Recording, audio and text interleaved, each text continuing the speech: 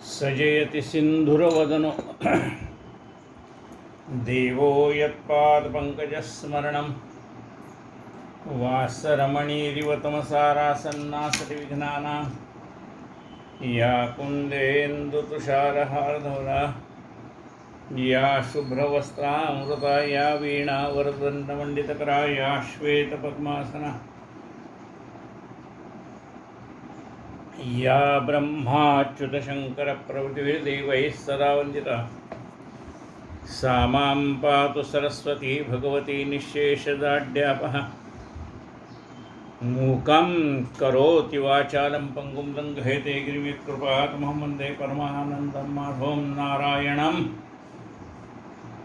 नमस्कृत्यं नरं चैव नरोत्तमं देवी सरस्वतीं व्यासं ततो जयमुद्रेत् वसुदेवसुतं देवं कंसचाणूरमर्दनं देवकी परमानन्दं कृष्णं वन्दे जगद्गुरुं गुरुर्ब्रह्मा गुरुर्विष्णु गुरुर्देवो महेश्वरः गुरुः साक्षात् परब्रह्म तस्मै श्रीगुरुवे नमः।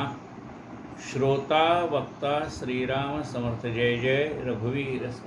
आज 51व पुष्प आपण श्रीचरणी अर्पण करत आहोत। संत महिपती महाराजांनी लिहिलेली जी संत चरित्र आहे, चातुर्मासानिमित्त आपण त्याच्यावर चिंतन करतोय। ग्रंथाचं नाव आहे भक्त विजय ग्रंथ, अध्याय 16वा। पंढरपुरावरून पांडुरंग कुरुमदासानी आपल्याला बोलवलंय असं वारकऱ्यांचा निरोप ऐकून नामदेवाला आणि माऊलींना बरोबर घेऊन लहुळला निघाले। वाटेमध्ये अरण या गावामध्ये सावतामाळ्याची त्यांची गाठ झालेली आहे आणि भगवंताने नामदेवाला सावतामाळ्याचा अधिकार किती आहे हे प्रत्यक्ष दाखवून दिलं। माऊलीने जे हरिपाठात लिहिले की ठाईच बैसोनी करा एक चित्त आवडी अनंत आळवावा न लगती सायास जावे वनांतरा सुखे येतो घरा नारायण। परमात्मा आपल्या घरी चालत येतो हे प्रत्यक्ष आरणला सावतामाळ्याच्या मळ्यात जाऊन भगवंतानी हे वचन प्रमाण करून दाखवलं। कारण संतांच्या मुखातनं निघालेलं वाक्य देवाला ते प्रमाण करावं लागतं। संतांची वाक्य अशी वाया जात नाहीत। संतांच्या मुखातनं वाक्य निघालं म्हणजे ते ब्रह्मवाक्य आहे, ते कुणाला बदलता येत नाही। जसं दुर्वास ऋषींनी शाप दिला की याला 10 जन्म घ्यावे लागतील, मग ते भगवंताने आपल्या अंगावर घेतला आणि स्वतः 10 जन्म घेतले। तो शाप भगवंताने आपल्या अंगावर घेतला। जसं आपल्याला काही त्रास झाला किंवा आपण महाराजांना सांगतो की महाराज मला एवढं बरं करा, तर तो ताप महाराज स्वतःच्या अंगावर घेतात। म्हणजे ते कुणाला तर भोगल्याशिवाय संपत नाही। लक्षात घ्या, आपले भोगल्याशिवाय संपत नाही। मग सद्गुरू काय करतात, ते आपल्या अंगावर घेतात, स्वतः भोगतात ते भक्तासाठी। म्हणून हे चुकत नाही कुणालाच काय। तर त्याप्रमाणे संतांच्या मुखातनं वाक्य निघालं की ते भगवंतानी खरं केलं। आणि म्हणून माऊलींचं वाक्य काय आहे की ठाईचं वैसोनी करा एक चित्त आवडी अनंत आळवावा। तुम्ही जिथे आहात तिथे, त्याच्यासाठी तुम्हाला काय प्रपंच सोडायची आवश्यकता नाही। तुम्हाला बाकी काही करायची आवश्यकता नाही। फक्त ठाईचं बैसून करा एक चित्त, याला महत्त्व आहे। आम्ही ठाई बसूत पण आमचं एक चित्त होते का? आम्ही एका जागी बसूत म्हणजे आमचं शरीर एका जागी बसलंय पण आमचं मन एका जागी आहे का? ठाईचं बैसोनी करा एक चित्त, एक चित्ताला महत्त्व आहे। म्हणजे मनाची एकाग्रता करा। तर मनाची एकाग्रता नसेल तर प्रपंच होत नाही, परमार्थ काय होणार? आपण कपडा शिवत असताना आपल्या हाताला सुई टोचते, कशाचं लक्षण आहे? आपलं चित्त कुठेतरी दुसरीकडे गेलं म्हणून सुई टोचली.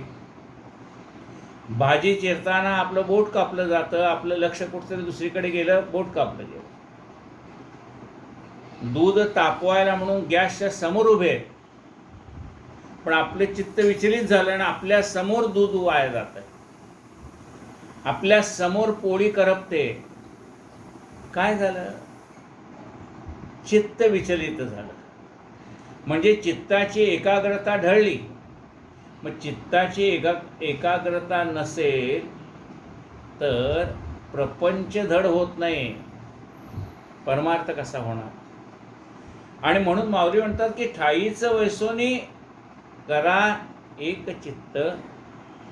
बरं म्हणले, एका जागी बसलो, ठाईचं बैसोनी बसलो, करा एक चित्त केलं. ठाईचं बैसोनी करा एक चित्त करून आम्ही नाम घेतोय म्हणाले. बरोबर आहे, पण नाम घेतो म्हणजे काय? आमच्या गुरूंनी सांगितले 10 माळा रोज करायला पाहिजे म्हणून आम्ही रोज करतो आणि मोकळे होतो. म्हणजे त्या माळा करण्यात प्रेम आहे का? नाही. का करतो मग? जर तुला त्या नामात प्रेम नसलं तर मग माळ का करतो? नाही म्हणले, गुरूंनी सांगितलंय म्हणून करतो, एवढ्या जपसंख्येत भाग घेतलाय म्हणून करतो. काय सांगितलंय? ठाईचं बैसोनी करा एक चित्त, आवडी अनंत आळवावा. म्हणजे आवडीने देवाचं नाम घेतलं पाहिजे. म्हणजे संतांची जी प्रत्येक वाक्यरचना आहे, शब्दरचना आहे, त्यातलं एक अक्षर आपल्याला इकडचं इकडं करता येत नाही, पण ते प्रमाण आहे, त्याच्यात खोटं काही नाही. आवडी अनंत आळवावा. आवडीने देवाचं नाव घेतलं तर सगळं आपल्याला हे अनुभवायला मिळतं. आवडीने भावे हरिनाम घेसी, तुझी चिंता त्याशी सर्व आहे. तुझी चिंता त्याशी सर्व आहे. आता बघा, त्या कुणाची चिंता आहे? त्या कुर्मदासाची. कुर्मदास कुठे आहे? लहुळला आहे. एका दिवसात किती खरडत चालतो? 1 कोस. लहुळपासून पंढरपूर किती आहे? 7 कोस. एका दिवसात त्याला 7 कोस जाता येत नाही, म्हणून वारकऱ्यांबरोबर त्यांनी निरोप पाठवला आहे. भगवंताला सांगितलं की देवा, आता मला काय एका दिवसात 7 कोस अंतर कापणं शक्य नाही, आणि उद्या तर एकादशी आहे, मग कसं होणार? मग वारकऱ्यांनी निरोप सांगितलं, आज म्हणले देवा एकादशी आहे, तेव्हा आता तो वाट पाहतो तुझी भक्त. आणि मग परमात्मा निघालेत कुणाकडे? कुर्मदासाकडे निघाले. का निघाले? आवडीने भावे हरिनाम घेसे. तो कुर्मदास आवडीने नाम घेत होता म्हणून निघाले. इकडे कुर्मदासाला शुभ शकून व्हायला लागले, उजवा डोळा लावायला लागला, शुभ शकून. म्हणजे आपल्याला उजवा बाहू स्फुरण पावायला लागला, बघ काहीतरी शुभ शकून आहे. शकून गे माये सांगत आहे. आपण बाहेर जाताना गाय आडवी आली, शकून आहे. काहीतरी पुढे चांगलं घडणार आहे याचा तो शकून म्हणजे काय? संकेत आहे.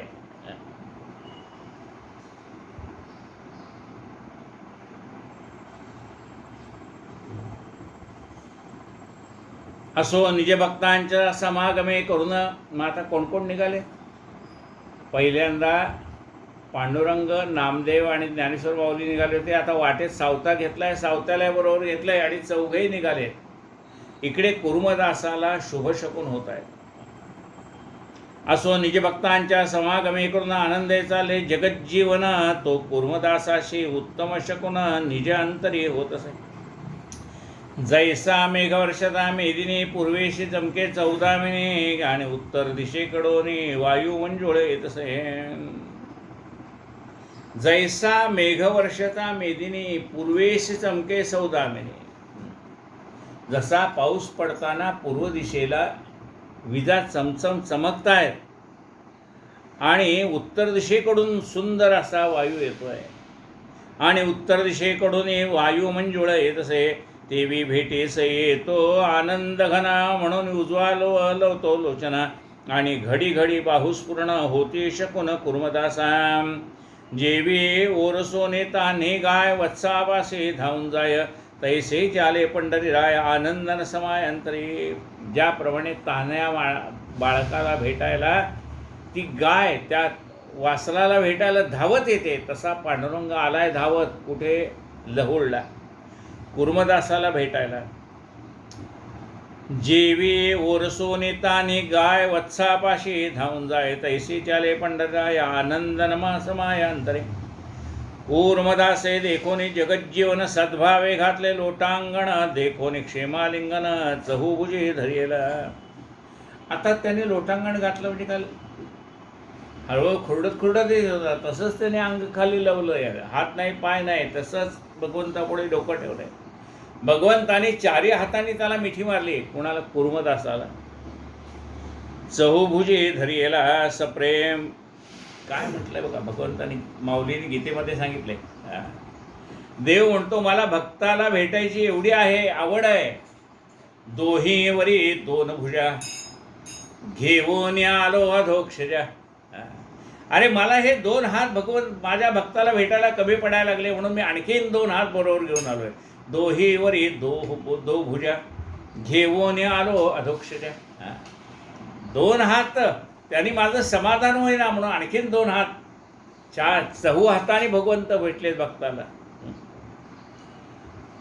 देवोने क्षेमालिंगन चहू भुजे धरियला, सप्रेम भेटले भक्तजना. कुर्मदासा म्हणे जर कोणी रमण, काही मागे वरदान तुझ कारणे देईन मी. भगवंताला कुर्मदासाला भेटल्यानंतर आनंद झाला. पहा म्हणाले, लोकांना हातपाय असून लोक माझ्यापर्यंत येऊ शकत नाही, सगळी परिस्थिती अनुकूल असून येऊ शकत नाहीत, आणि याला हात नाही, पाय नाही, खिशात पैसे नाहीत, काय तरी हा खुरडत खुरडत खुरडत खुरडत इथपर्यंत आलाय. काय त्याचं प्रेम, सगळ्या अंगाची सालपट्या निघत आली, पण तरी मला भेटण्याची ओढ केवढी आहे. भगवंत प्रसन्न झाले त्याचा भक्तिभाव पाहून, आणि विचारला कुर्मदासा वरंब्रुही, काय पाहिजे तो वर माग. ऐसे ऐकून या वचन म्हणे, हेची मागणे तुझं लागून. आपल्यासारखं असतं तर काय मागितलं असतं आपण? समजा कुर्मदासाच्या ठिकाणी आपल्याला हात नाही पाय नाही, अशा अवस्थेत देव प्रसन्न झाला, आपण काय मागितलं? देवा पहिल्यांदा मला पाय दे, पहिल्यांदा मला हात दे म्हटलं असतं की नाही आपण? कुर्मदासाने काय मागितले बघा. म्हणून संतांनी देवाकडे काय मागितलं ते ऐकावं. यदा कदाचित आपल्या पूर्वजन्माच्या पुण्याने देव समोर उभाच राहिला तर मागायला कळलं पाहिजे ना. देव म्हणाला माग, मग आपण भांबवून जाऊ, काय मागावं कळत नाही. समर्था पुढे काय मागो कळेना, दुराशा मने बैसली हे ढळेना. काय मागावं कळत नाही. आपण जे जे मागितलं त्याच्यापासून सुख मिळालं का दुःख मिळालं आपल्याला कळतंय. काय मागावं कळत नाही म्हणून ते दुःख आहे. समर्था पुढे काय मागो कळेना, दुराशा मने बैसली ते ढळेना. समर्थापुढे काय मागावं, देव प्रसन्न झाला तर काय मागावं कळलं पाहिजे का नाही. ते मागता नाही आलं तर उपयोग का? काय मागावं कळलं पाहिजे. काय मागावं देवाला? देवा माझी कर्कश वाणी आहे, माझ्या आवाजाने समोरच्या माणसाची मनं दुखतायत, अशी माझी कर्कश वाणी नको देवा. माझ्या मुखातनं असे आवाज निघावेत की कुणाची मनं दुखवली जाऊ नये. कोमल वाचा दे रे राम, माझ्यातून असं कर्म घडू दे की ज्या कर्माने तुला आनंद वाटावा. देवाला आनंद वाटला पाहिजे. आपल्या हातातनं असं कर्म झालं पाहिजे की देवाला आनंद वाटला पाहिजे. अरे वा वा वा, याला मी मनुष्य देह दिला, याने या मनुष्य देहाचं सार्थक केलं. कोमल वाचा दे रे राम, विमल करणी दे रे राम,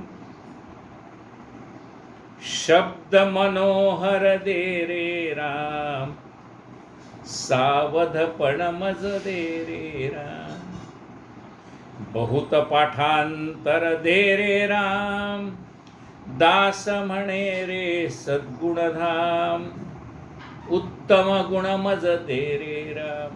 पुढे काय मागतात? देवा खरं सांगू का, तुझ्या पुढे काय मागावं हेच मला कळत नाही रे. ज्याच्यामध्ये माझं कल्याण असेल ते मला दे. काय म्हणतात समर्थ बघा, मागो नेणे दे रे राम. मागो नेणे, तुला काय मागावं मला कळत नाही. मागो नेणे दे रे राम, मज न कळे ते दे रे राम. काय मागावं मला कळत नाही, मज न कळे ते दे रे राम, मला कळत नाही. मग ते दे रे राम, काय दे? ते म्हणजे ते काय दे? ते म्हणजे ज्याच्यात माझं कल्याण आहे असं मला दे. मी पुष्कळ मागेन तुला, पण त्यात माझं कल्याण आहे कुठं मला कळतंय. ह्या मागण्यामध्ये माझं कल्याण आहे का नाही मला कळत नाही. मी मागतोय पण मला कळत नाही त्यात माझं कल्याण आहे का नाही. म्हणून मला मागो नेणे दे रे राम, मज न कळे ते दे रे राम. ज्यात माझं हित आहे ते मला दे. काय मागितलंय कुर्मदासाने बघा, सप्रेम भेटले भक्तजन कुर्मदासास म्हणे, रुक्मिणी रमणा काही मागे वरदान तुझं करणे देईन. ऐसे ऐकून या वचन म्हणे, हेची मागे तुझं लागून तुम्ही न जावे येथून अभय वरदान देऊने. म्हणाल तुम्ही इथे राहा. जसं पुंडलिकासाठी तुम्ही पंढरपूरला राहिलेत ना, तसं आता लहुळला तुम्ही वास्तव्य करा. आता देवाला काय, एकाच वेळेला असंख्य ठिकाणी प्रकट होण्याची ताकद त्याच्यामध्ये, त्यामुळे पंढरपूरलाही आहे आणि लहुळला पण आहे. देव म्हणले ठीक आहे मी इथं थांबतो. आता लहुळला थांबले म्हणजे पंढरपूरला नाहीत का? अहो तो एकाच वेळेला कोट्यावधी ठिकाणी प्रकट होण्याचं सामर्थ्य त्याच्याकडे, चराचरात तोच भरलेला आहे. त्यामुळे त्याला लहुळला इथं राहतो म्हणण्याला काय फरक पडतोय? जसं प्रत्येकाच्या घरात मंगलमूर्ती येणार आहे, जो हाको मारेल त्याच्या घरी आहे. ज्यांनी ठरवलं आज आमच्या घरी बाप्पा बसवणार आहे त्याच्या घरी जाणार आहेत ना गणपती बाप्पा. मग आपल्याला असं वाटेल का अरे मग त्याच्या घरी आहेत मग माझ्या घरी आहेत का नाही? अरे सगळ्यांच्या घरी. काय मागितलं? देवा तुम्ही इथे थांबा. देव म्हणजे ठीक आहे, फक्त तू मागितलंयस नाही इथे राहा. इथे राहतो, लहुळला थांबेन मी. ऐसे ऐकून या वचन म्हणे, हेची मागणी तुझ लागून तुम्ही न जावे येथून अभय वरदान देऊने. अवश्य म्हणून गंधीळ तेथेच राहिले चिरकाळ, पंढरी ऐसे क्षेत्र लहोळ भक्त प्रेमळ जाणते. आषाढी कार्तिकी स्वाही यात्रा भरे तैठाये, भाविक भक्त लवलाही जाती दर्शन घ्यावया. आषाढी कार्तिकेला लोक पंढरपूर लहुळला जातात, पंढरपूरला पाया पडतात आणि लहुळला या कुर्मदासाच्या दर्शनासाठी जातात. आपल्याला पंढरपूरला गेल्यानंतर ना आजूबाजूला किती तीर्थक्षेत्रे आहे. आपण काय करतो, सकाळी पंढरपूर, दुपारी लगेच सोलापूर, मग तुळजापूर, अक्कलकोट, गाणगापूर निघाले परत. पंढरपूरला गेल्यानंतर 2 दिवस 4 दिवस राहा ना. आयुष्यातनं कधीतरी वेळ काढा, 2-3 दिवस राहा तिथे. गजानन महाराजांच्या मठात राहा, तिथनं एखादी गाडी करा. जवळपास किती ठिकाण आहेत तुम्हाला पाहण्यासारखी. अरणला जा, सावतामाळ्याचं दर्शन घ्या. लहुळला जा, कुर्मदासाचं दर्शन घ्या. मंगळवेढ्याला 3 संत आहेत. चोखामेळा आहे, संत चोखामेळा आहे, संत दामाजी आहे, संत कान्होपात्र आहे, राका बंका.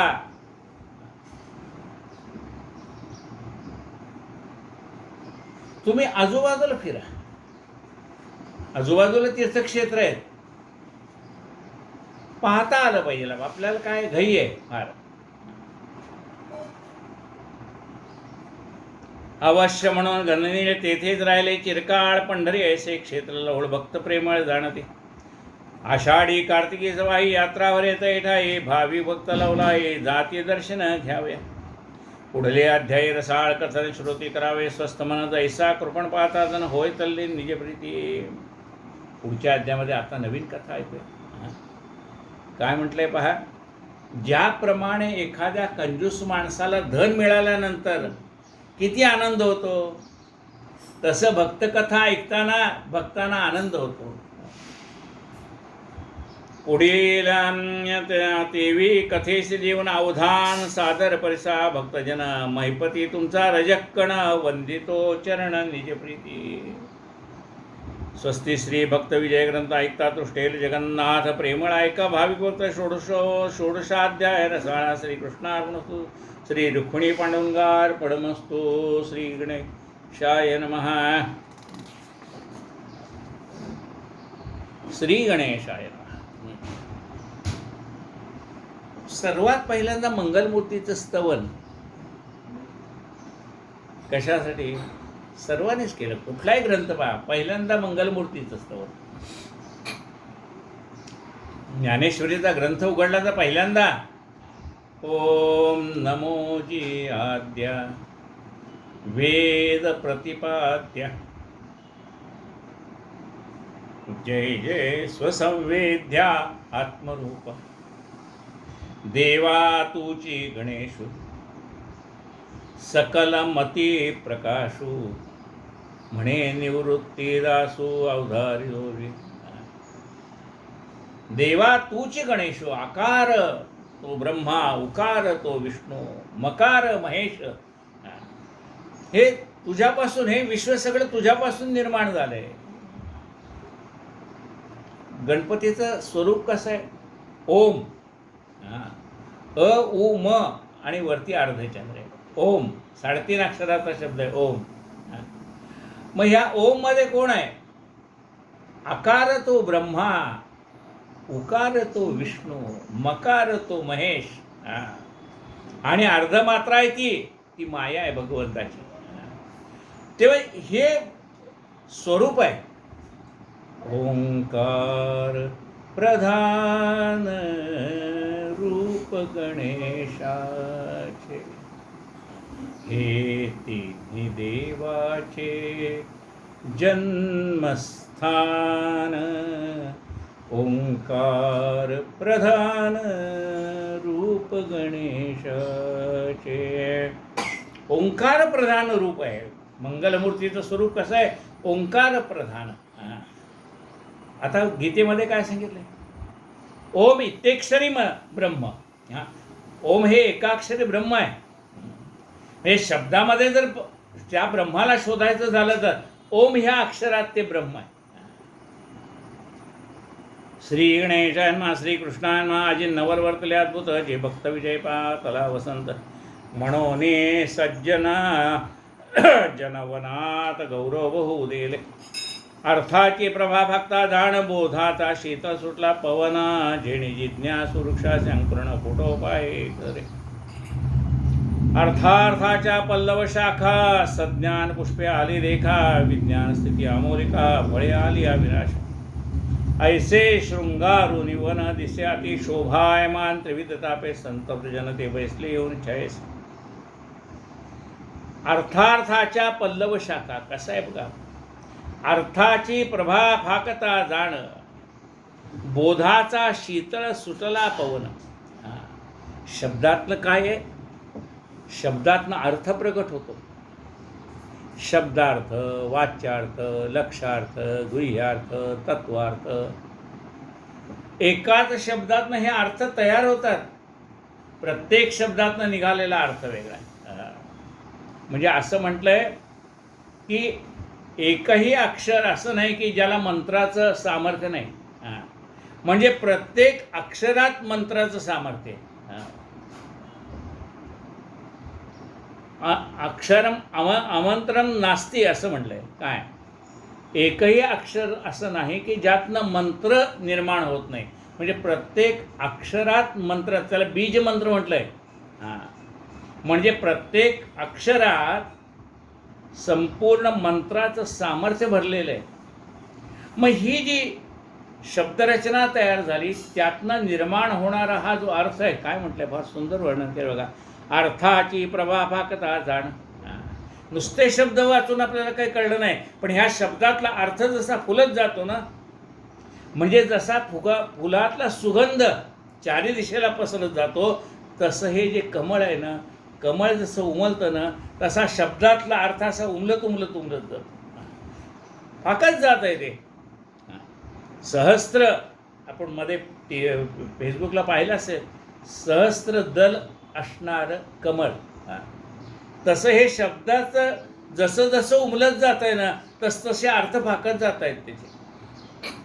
तशी सूर्याची प्रभा फाकत जाते तशी अर्थाची प्रभा फाकता जाण. असे अर्थ कळायला लागल्यानंतर काय होतं, अर्थाची प्रभा फाकता जाण, बोधाचा शीतळ सुटला पवन. त्यातनं आपल्या मनाला बोध निर्माण झाला, अरे या शब्दात एवढे अर्थ सामावलेत, या शब्दाचा अर्थ असा आहे, आपल्याला कळलाच नव्हता. म्हणजे काय झालाय, बोधाचा शीतळ सुटला पवन.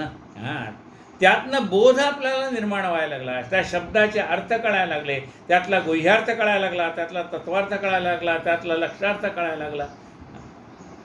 बोधाचा शीतळ सुटला पवन, तेने जिज्ञासु वृक्षासी अंकुरण फुटोपाहे कसरे. त्यानंतर अंकुर फुटायला लागले. कुणाला अंकुर फुटायला लागले, जिज्ञासू वृत्ती आहे, ज्याला जाणण्याची इच्छा आहे, त्या शब्दात दडलेला अर्थ ज्याला जाणण्याची इच्छा आहे. आपण म्हणतो ना, जे ते शब्दे वीण संवादिजे, इंद्रिया नेणता भोगिजे. ते कळलं पाहिजे, जे शब्दाच्या पलीकडचं आहे, जे शब्दामध्ये सापडत नाही. जे शब्दे वीण संवादिजे, इंद्रिया नेणता भोगिजे. ते शब्दाच्या पलीकडे असलेले, शब्दांच्या पलीकडे, म्हणजे नुसते शब्द पाहिले तर सापडत नाही, त्या शब्दाच्या पलीकडे काय ते पाहावं लागतं, त्या शब्दात दडलेला अर्थ पाहावा लागतो. हे ऐकल्यानंतर कुणाची जिज्ञासा तृप्त होते, ज्या माणसाला हे जाणून घ्यायचं त्याची जिज्ञासा तृप्त होऊन जाते. तेने जिज्ञासू वृक्षासी अंकुरण, त्याची जिज्ञासा अधिकाधिक वाढत जाते, अधिकाधिक जाणण्याची प्रेरणा त्याला होते. तेने जिज्ञासू वृक्षासी अंकुरण फुटोपाहे कसरे, अर्थाच्या पल्लव शाखा, सज्ञान पुष्पे आली देखा, विज्ञान स्थिती अमोलिका, फळे आली अविनाश. आणि अशा रीतीने अर्थाच्या पल्लव, म्हणजे जसं झाडाला पालवी फुटावी ना, त्याची पुन्हा लांब लांब फांद्या तयार व्हाव्या.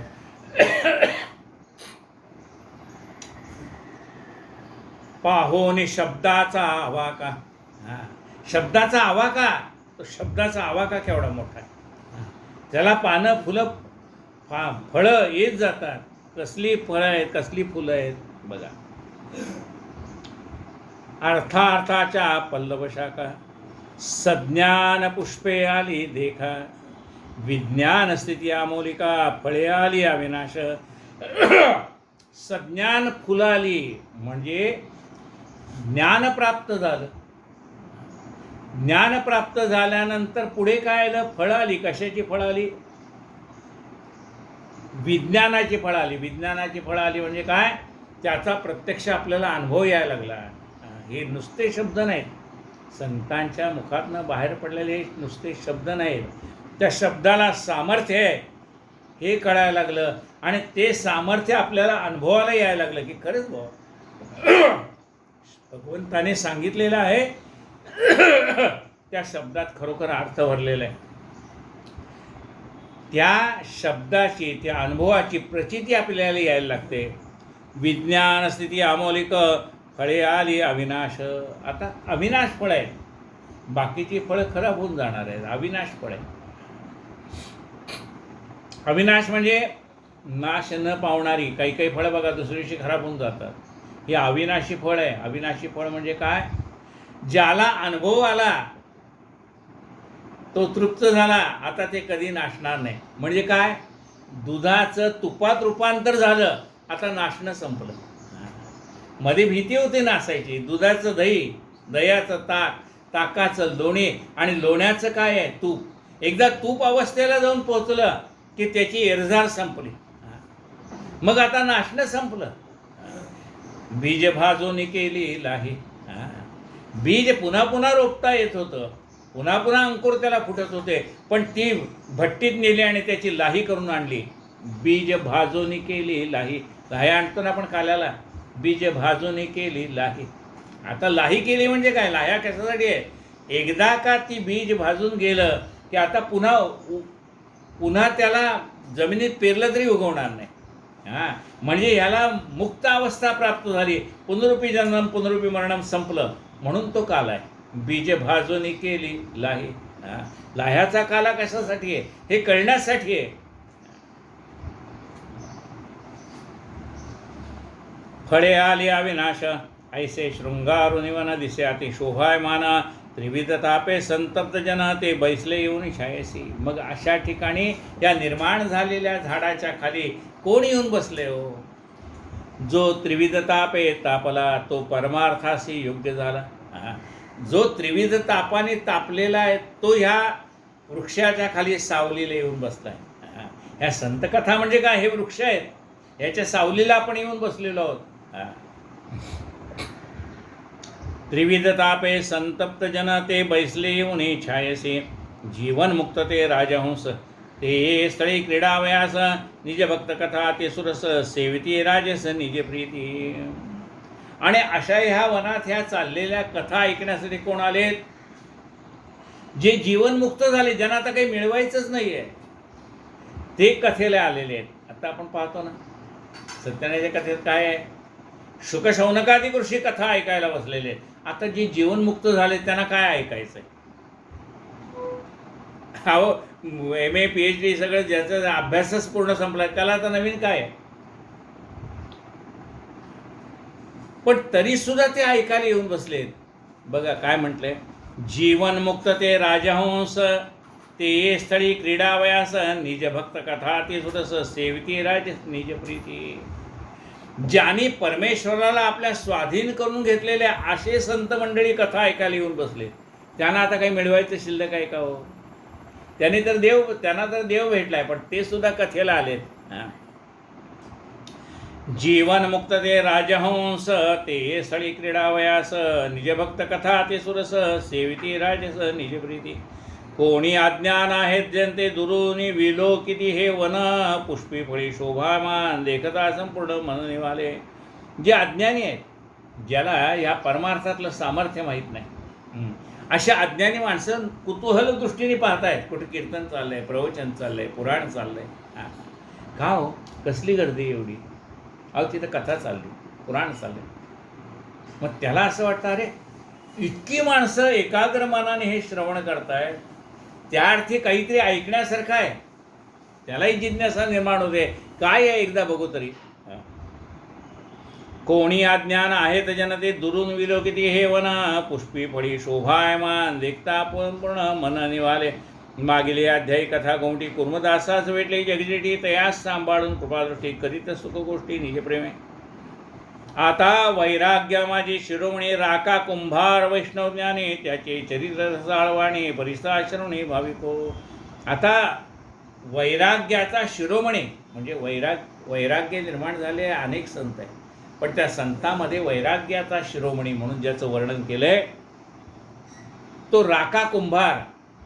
त्या राका कुंभाराची आपल्याला कथा ऐकायची उद्या.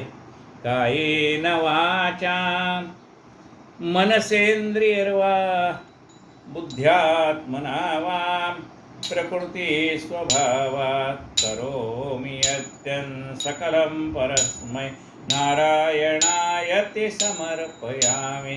अच्युतं केशवं रामनारायणं कृष्णदामोदरं वासुदेवं हरि श्रीधरं माधवं गोपिकावल्लभं जानकीनायकं रामचन्द्रं भजे. हरे राम राम राम हरे हरे, हरे हरे कृष्ण कृष्ण कृष्ण हरे हरे.